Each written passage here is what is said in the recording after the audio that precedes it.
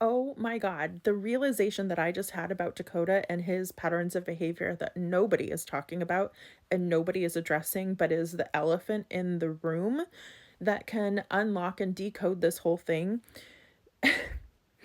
I was listening to myself talk while trying to make another post, and all of a sudden I was like, oh my God, this is exactly like my abusive relationship. And here's the thing, we know that Dakota has a history of drug use and abuse.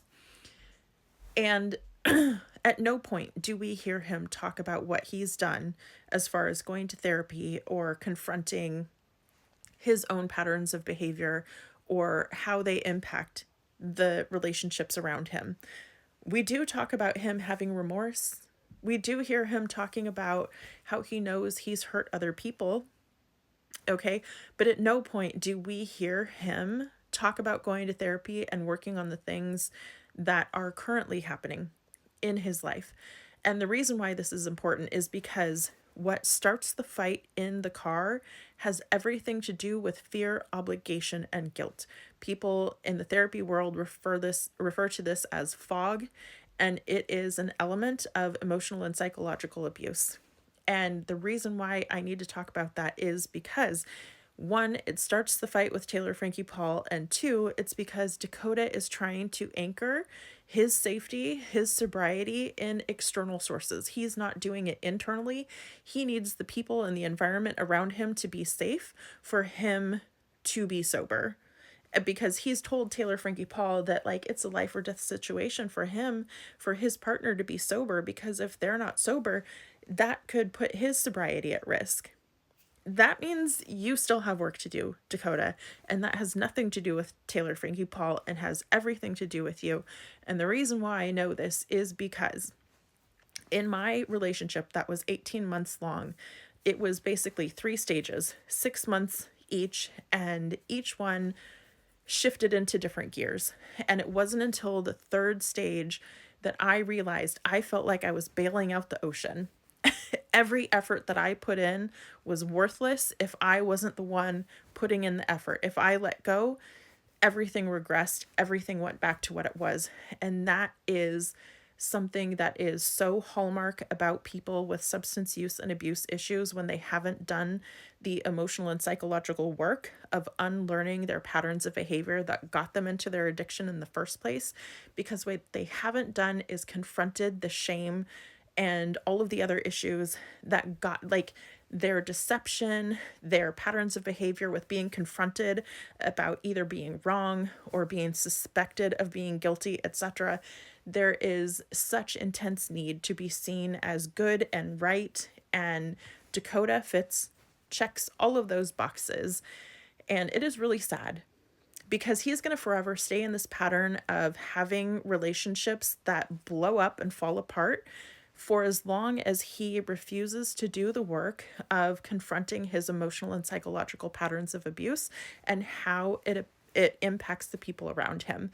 Because he started that fight with Taylor Frankie Paul for going out with her friends and drinking, and he can't be with somebody who's not sober because that puts him at risk, not him and his own choices. But here's the thing.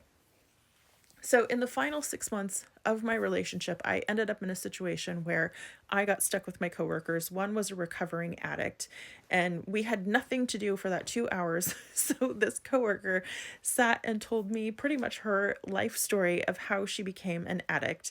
And I had a cosmic epiphany that this was the future that I was walking into. Because what she was telling me was that as a child, at 14 years old, she realized she could pit her parents against each other and she could tell half truths.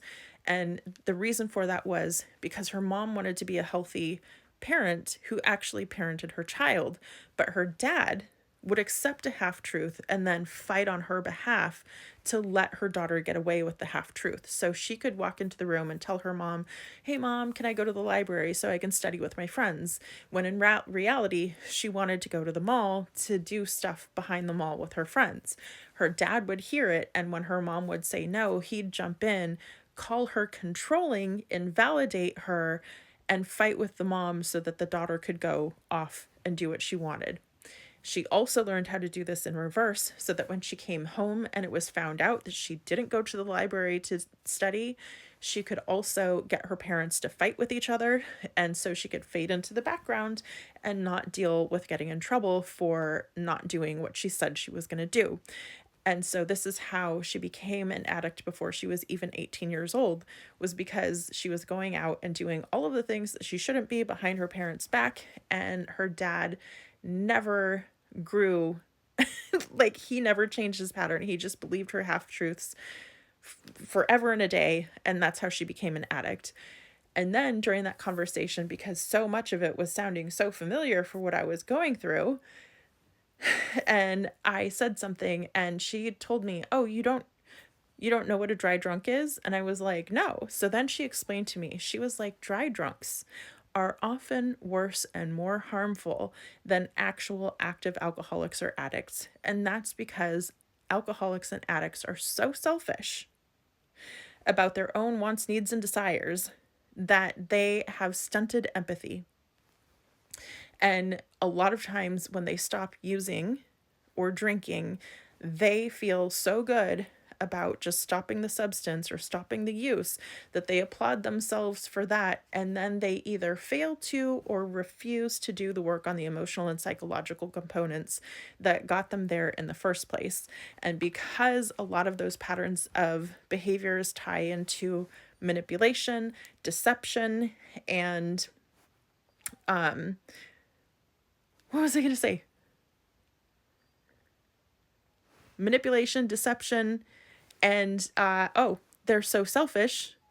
They don't recognize how much that impacts the other people and how hurtful and harmful it is to other people. So at the subconscious level, Taylor Frankie Paul is reacting to the deception in the relationship, because here's Dakota telling her that his life and death need in the relationship is to be with a sober partner.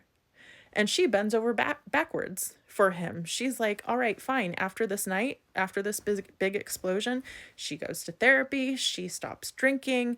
She does what she can to fit into this relationship. And he ignores. He doesn't care that her life or death need in her relationship is that she needs a partner who makes her feel confident and chooses her exclusively. And so what she's reacting to, even if it's subconsciously, is the fact that she cannot trust Dakota. She doesn't believe that he is being exclusive with her, and he deceives her for a whole year. And then he turns around and he's like, "She's so crazy." She is not crazy. Her life or death need in her relationship is to feel confident that she's the exclusive partner to the person that she is with. But Dakota doesn't care about that. Dakota uses fear, obligation, and guilt in the car, starts the argument, and then does everything else to record her, set her up. But his commitment out of all of this, in all of his narratives, when he talks about himself and his past and everything, he needs to be this good guy who doesn't hurt other people, even though he lies to them, even though he deceives them. His narrative is that he's a good guy that wouldn't hurt anybody else, when the truth and reality is deception hurts other people, Dakota. Taylor is reacting constantly and consistently to the dissonance of reality and narrative not matching. And that's because, Dakota, you have a lot of work to do.